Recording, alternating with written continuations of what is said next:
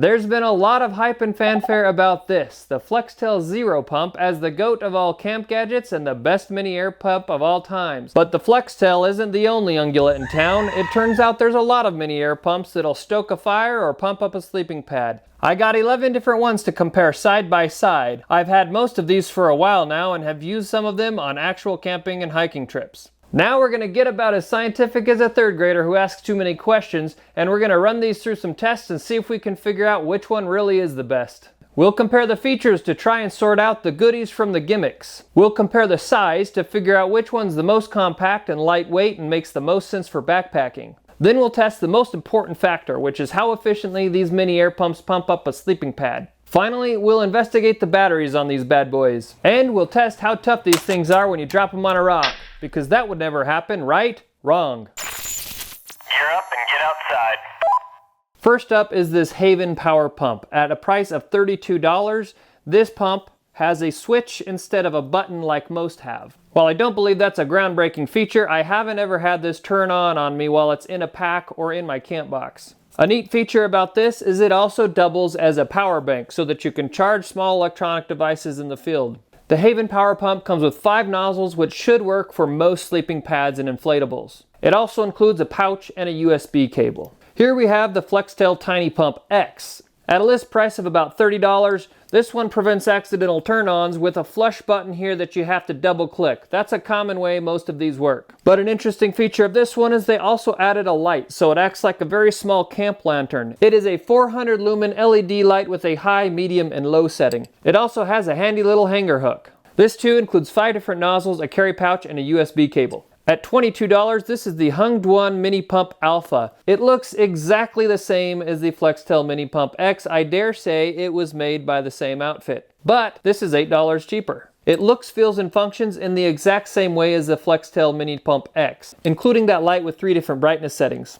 It even comes with the exact same accessories. This is the Flextail Tiny Pump 2X, a newer version. The price on this one is $40, but I got it for free because Flextail sent it to me. Now, if you think I'd sell my integrity for a piece of plastic that has a market value of $40, you're wrong. That would cost at least $50. When I test and review gear, I treat it all the same whether I paid for it or got it for free. The Tiny Pump 2X functions in the same way as its little brother, but it has the button in a different place with a rubberized coating that you double tap to turn on or you long press to turn on the light. The light too has 3 different settings, high, medium, and low, 400 lumens at its brightest. It has a little thing to hang on, but what's neat about this is it also has a magnet. So if you're using it to work on your car or something like that, you can attach it directly to a hunk of metal. The other upgrade you get with this one is that it is IP44 water resistant. Now that's not going to protect it from being dunked in the water, but it'll protect it from minor splashes. It's also supposed to blow air at a slightly higher pressure than its little brother. But it comes with the exact same accessories, a USB cable, 5 nozzles, and a pouch. Here is the AeroGoGo GIGA Pump 4.0. This comes at a list price of $55, but I got this one for free too because the company sent it to me.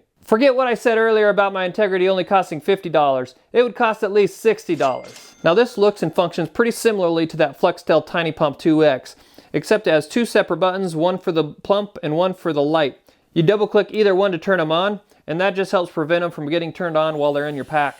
One unique feature about this one is that it has 2 fan speeds, high and low.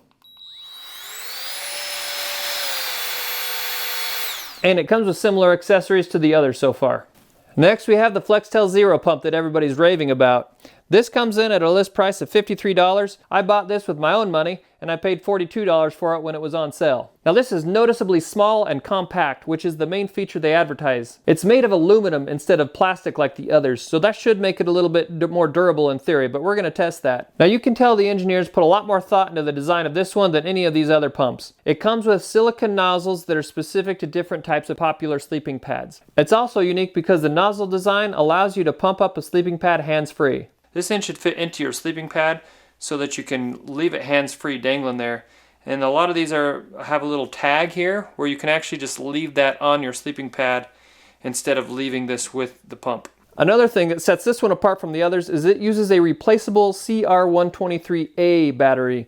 You can buy that with the kit or you can save a little bit of money and get your own. You don't have to use the rechargeable one, you can use the normal one. As far as accessories go, the Zero Pump does not include a pouch and that battery does cost a little more, but it does come with 6 nozzles, a USB cable, and a little hand strap. This is the Thermarest NeoAir Micro Pump. At a price of $43, this only works for Thermarest sleeping pads that have either a wing lock or a twin lock valve. It basically won't work on any Thermarest mattresses from before 2020 or any other brand mattresses for that matter.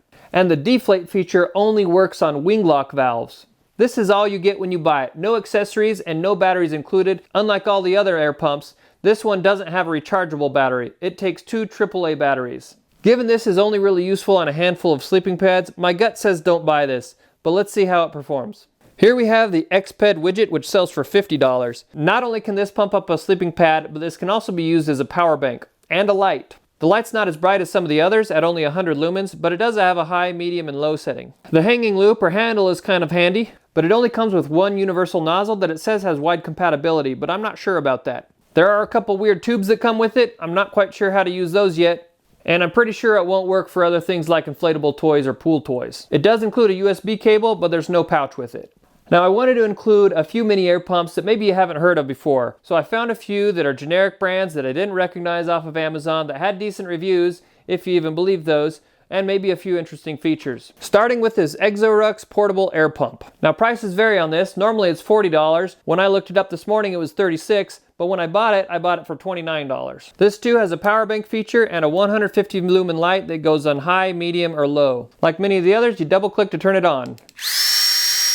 It's advertised as having IPX4 water resistance, which should protect it from minor splashes. But perhaps the most unique feature about this one is that it has a solar charger as well. It too comes with 5 nozzles and a USB cable, but no pouch. This is the Capnew air pump. This costs $20, and as of time of filming, it has 542 positive reviews with an average rating of 4.5. I'm sure none of those are fake at all. Besides inflating sleeping pads, Capnew also inflates its specs. I noticed a few contradicting things between the photos on Amazon and what was in the description, so we'll see if they're really over-promising or not. The light has a high, low, and flash setting, and unlike most of the other air pumps, you use a long press to turn on the pump or the separate button, a long press for the light. It comes with 5 nozzles, a USB cable, and a pouch. Last and maybe least is the Axol Elite portable air pump. Supposedly the list price on this is $40. Currently it's $21, but I paid $24 for it. Now they tried to give it a little bit of a sexy paint job, but with that vulnerable spigot there and an exposed USB port, I have my doubts about durability, especially when it comes to dust and dirt.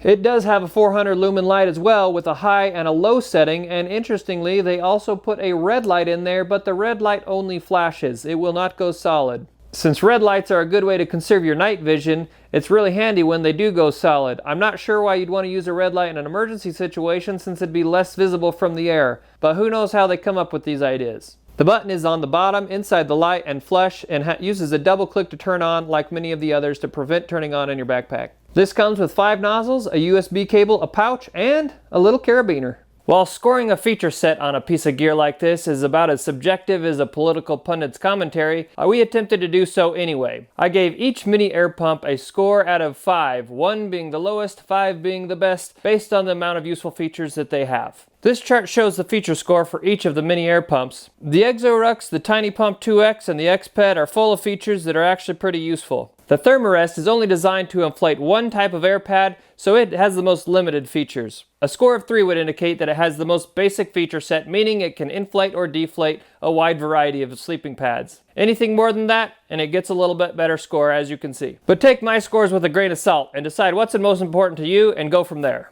So which one of these mini air pumps is the lightest? Well, as we would have expected, that Flextail Zero Pump is indeed the lightest. The thing about the Flextail Zero Pump is that the 1.2 ounce weight they advertise doesn't include everything you gotta put in it to use it, like the battery and that nozzle. It's sort of like the weight I put on my driver's license years ago. I put a lot more stuff in me since then. Now they advertise this thing at 1.2 ounces, and that's true without the battery, but you gotta take more than that in your backpack to make it useful. With the battery, it weighs 1.7 ounces, and when you add that little nozzle, it's an even 2 ounces. But that still makes it a full ounce lighter than the next lightest pump on this list, which is the Tiny Pump X. Also the Hengduan. Both of those weigh in at 3 ounces. The other way to look at size is how compact are these things and how much space is it going to take up in your backpack. Here they are all lined up from smallest on the left to largest on the right. I think weight probably matters a little bit more than volume here because we're talking about relatively small volumes anyway. But some of these bigger ones like the Exor Ru, the Haven, and the Exped are probably best suited for car camping Whereas if you're backpacking, you probably want to go with one of these other smaller ones. Overall, the smallest mini air pumps out there are indeed that Flextail Zero Pump, then the Flextail Tiny Pump X, and that Hengduan Mini Pump Alpha. Now let's talk about inflation, and not the kind that hurts your pocketbook. I didn't have a great way to measure exactly how much air volume was being put out by these pumps or how much air pressure was being put out. But suffice it to say that the average air pressure that each of these pumps advertise is right around 0.5 or half a psi, or about 4 kilopascals. I still wanted to measure something to try to line these up relative one to the other, and so I used airspeed. I took an anemometer, and in meters per second I recorded the average airspeed when I'm holding this pump 3 inches away at full speed. I did this with each of the pumps and recorded the results. The Haven Power Pump definitely blew the hardest and fastest, and according to its specs, it also puts out quite a bit of volume. As you might expect, the other bigger pumps like the Exped and the Exorux also blew air pretty fast. The Zero Pump and the Tiny Pump 2X actually blew quite slowly compared to the others. However, we'll see in the next test how well they actually pump up a mattress. As far as the Thermarest goes, I don't know if that thing's asleep on the job or what, but it hardly blew air at all. One thing that really drives me nuts about these mini air pumps is the noise. They are loud, and so I wanted to compare the noise levels from one to the other. I used a simple decibel meter on my phone, and I recorded the results. Here they are. This chart shows in decibels the noise level of each of these pumps. To give you a comparison, a whisper is about 30 decibels, and a normal conversation is usually right around 60. Anything going over 70 for a prolonged period of time is considered harmful to your hearing. To my surprise, none of these air pumps went beyond that 70 decibels, but I can say anecdotally that the pitch is really high, and it does hurt my ears if I leave them on too long. The Thermarest was the most quiet, however I don't even trust it's doing its job, whereas the Capnew was definitely the loudest. That Tiny Pump 2X was also quite loud and it had a really high-pitched squealing sound almost. But the Zero Pump wasn't bad at all. Finally, I got to what was probably the most important test of them all, and that is how long did one of these pumps take to blow up a sleeping pad. I used my REI Helix sleeping pad in a long, wide version, so this is pretty representative of what a lot of these backpacking air mattresses might look like. So what I did is I unrolled the pad and I used each pump one by one to blow it up. I set a timer and I inflated the air mattress until I was at a point where I'd be comfortable sleeping on it. Then I called it quits. I then deflated the mattress between each air pump the same way, rolling a sleeping bag over it and then running my arms over it to push as much air out as I could. While this isn't a perfect test, let me remind you that at the beginning I said it would be about as scientific as what a third grader might do. Either way, by doing it 3 times and taking the average time to inflate the pad, I think we got a good indication of what you can expect. Here's the chart of the results. So the Haven Power Pump was easily the fastest to inflate a sleeping pad at an average of 25 seconds.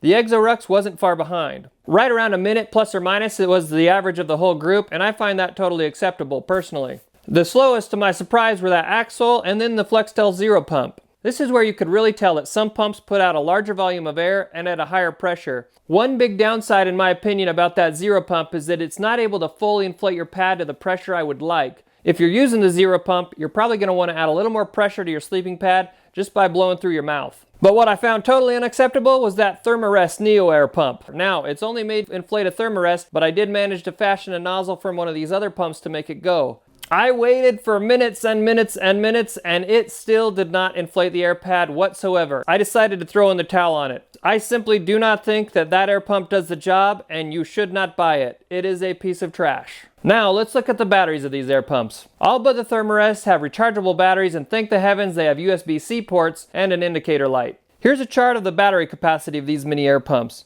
As you can see, the Exorux is advertised to have the most battery capacity, and the Zero Pump the least. Capnew tried to dupe us into thinking their battery was bigger than it really is by saying 440 milliwatt hours in their Amazon listing, which is a mere 880 milliamp hours, far less than average, especially considering its larger size.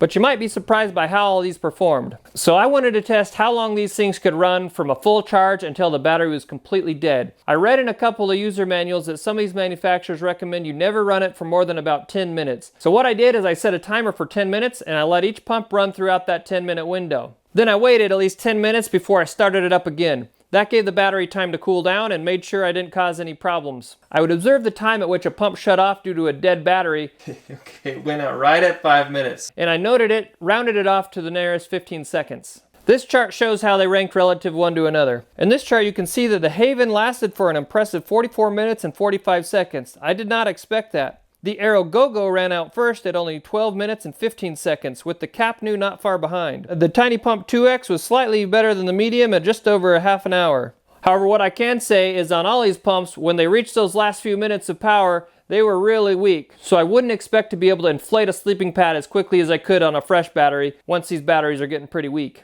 I was impressed that the Zero Pump went a full 35 minutes. It even bested the Exped, which has a much bigger battery. So despite having the smallest capacity battery, the Zero Pump came in third in our battery endurance test. That really surprised me. It must be a much more efficient motor in there. It was pretty refreshing that most of these air pumps met or exceeded the advertised battery endurance. Except for the AeroGoGo and the Capnew. There they go, exaggerating again. Now if we divide the total run time by how much time it took to air up a sleeping pad, we get the average amount of inflations per battery charge. This is useful information for thru hikers and backpackers taking multi-day trips where you know you're going to have to inflate your sleeping pad at least a certain number of times. And if you want to make sure that you get an air pump that'll last you your whole trip, this is what you want to look at. You should probably reduce this estimate by 10 to 20% to account for the battery getting weaker the more you use it. But still, the amount of inflation power you can get out of that Haven or the Evorux is impressive. What's not impressive again is that Capnew or the AeroGoGo. Even that Axol Elite sort of disappointed me. The last battery test I did was to see how long it took to charge the battery from totally dead to totally full. Here are the results. So if you're a procrastinator, the Axol is your best shot at not having to blow up your sleeping pad with your mouth like Grandpa used to did. Grandpa was a real man and he slept on the bare ground. Daggum. The final test was for durability. I put a piece of tape on the side of my house 1 meter above a pile of gravel. I dropped each pump onto the gravel from 1 meter or 39 inches high 3 times. Then I dropped each pump 1 time onto a boulder. When I assessed the damage, I was pretty impressed that nothing took a really hard beating and all of them still turned on and worked. Few of them had dents and dings or scratches, but not too bad. I did notice on a couple of them, like the Tiny Pump X and that Hengduan, those little tiny nozzles got dinged up and even kind of deformed. I was impressed though that they would still work with the nozzle to be able to inflate your air mattress. But since that was a little boring, I decided to do something slightly more interesting.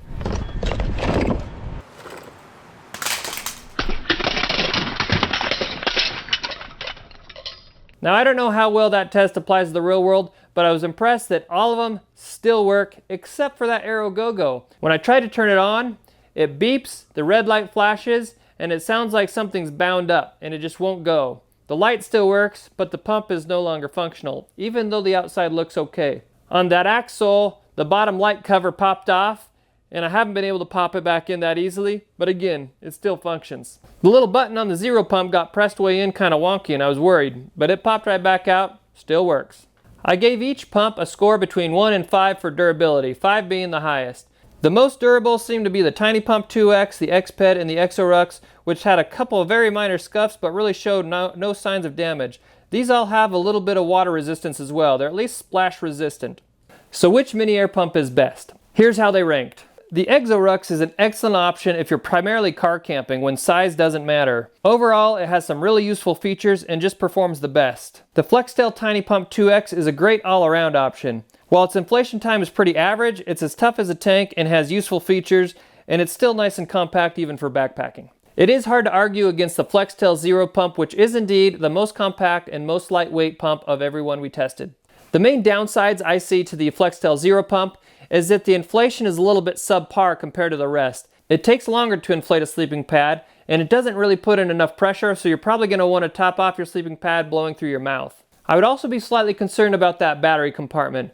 The aluminum cap that screws on to the main body of the pump to hold the battery inside, the threading is pretty rough, and I'm not sure that that's going to be durable for a long period of time. The aluminum did hold up well in our drop test, so I still think it's a very durable pump. I'm just a little bit concerned about how that battery compartment works. Obviously it doesn't have any extras like lights and things, but personally that doesn't really matter to me because I'm still going to be using a headlamp or something. I do really like how those nozzles function. They secure it on the mattress well and allow you to be hands-free. So while it's lackluster on inflation, I think it's still all around an excellent option for lightweight backpacking. But if you don't want to spend that much money, a good budget option is the Hengduan Mini Pump Alpha. I still think this is a spitting image of that Flextail Tiny Pump X.